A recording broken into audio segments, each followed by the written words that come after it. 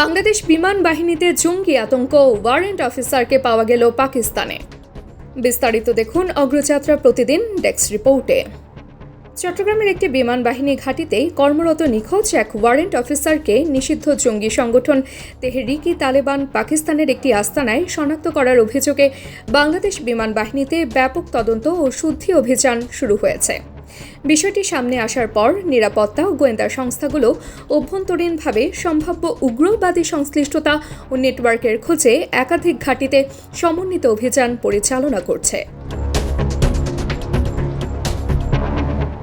নিরাপত্তা সংশ্লিষ্ট একাধিক সূত্র জানায়, চট্টগ্রামের বিএএফ জহুরুল হক ঘাঁটিতে কর্মরত ওই ওয়ারেন্ট অফিসার প্রায় 2 মাস ধরে বিনা ছুটিতে কর্মস্থলে অনুপস্থিত ছিলেন।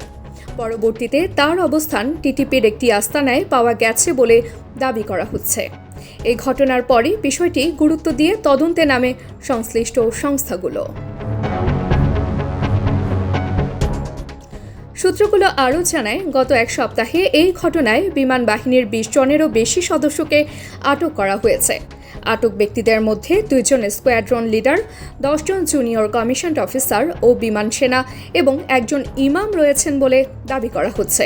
একই সঙ্গে নিখোঁজ ওই ওয়ারেন্ট অফিসারকে জিজ্ঞাসাবাদ করা হচ্ছে। তদন্ত সংশ্লিষ্টরা বলছেন, প্রাথমিক তথ্য অনুযায়ী একটি চক্র দীর্ঘদিন ধরে কিছু সদস্যকে ব্যবহার করে বিদেশে নিয়ে গিয়ে জঙ্গি কার্যক্রমে যুক্ত করার চেষ্টা করেছে কিনা তা খতিয়ে দেখা হচ্ছে। পাশাপাশি বিমান বাহিনীর কোনো স্পর্শকাতর তথ্য পাচার হয়েছে কিনা সে বিষয়েও অনুসন্ধান চলছে। নিরাপত্তা বাহিনীর একাধিক ইউনিট ইতিমধ্যে চট্টগ্রামের ঘাঁটির পাশাপাশি কক্সবাজার ও অন্যান্য স্থাপনায় অভিযান চালিয়েছে। উখিয়া এলাকায় সম্ভাব্য একটি প্রশিক্ষণ কেন্দ্র গঠনের চেষ্টা সংক্রান্ত তথ্য পাওয়ার পর সেখানে নজরদারি আরও জোরদার করা হয়েছে বলে জানা গেছে। একটি সূত্রের দাবি, আটক ওয়ারেন্ট অফিসারের তথ্যের ভিত্তিতে কয়েকজনের বিদেশে অবস্থানের ইঙ্গিত পাওয়া গেছে। তাদের মধ্যে কেউ কেউ তুরস্ক, পাকিস্তান, নিউজিল্যান্ড ও পর্তুগালে থাকতে পারেন বলে সন্দেহ করা হচ্ছে। বিষয়টি তদন্তকে আরও জটিল করে তুলছে।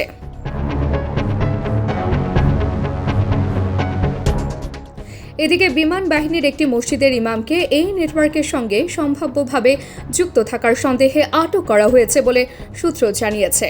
তবে বিষয়টি এখনও তদন্তাধীন এবং কোনো চূড়ান্ত সিদ্ধান্তে পৌঁছানো হয়নি। আন্তঃবাহিনী জনসংযোগ পরিদপ্তরের পরিচালক সামি-উদ-দৌলা চৌধুরী এই বিষয়ে মন্তব্য করতে রাজি হননি। তিনি জানিয়েছেন, প্রয়োজন হলে আনুষ্ঠানিকভাবে পরে জানানো হবে। এর আগে বিভিন্ন আন্তর্জাতিক সূত্রে দাবি করা হয়, টিটিপির হয়ে লড়াইয়ে অংশ নিয়ে কয়েকজন বাংলাদেশি পাকিস্তানে নিহত হয়েছেন। সিটিটিসি ইউনিটের তথ্য অনুযায়ী আরও কয়েক ডজন বাংলাদেশি ওই সংগঠনের সঙ্গে যুক্ত হয়ে থাকতে পারেন বলে ধারণা করা হলেও এসব তথ্য এখনও যাচাই বাছাই পর্যায়ে রয়েছে। তাওয়াসসুম হক আনিকা, ডেস্ক নিউজ, অগ্রযাত্রা প্রতিদিন। অগ্রযাত্রা প্রতিদিন, নির্ভীক প্রত্যয়ে উজ্জীবিত।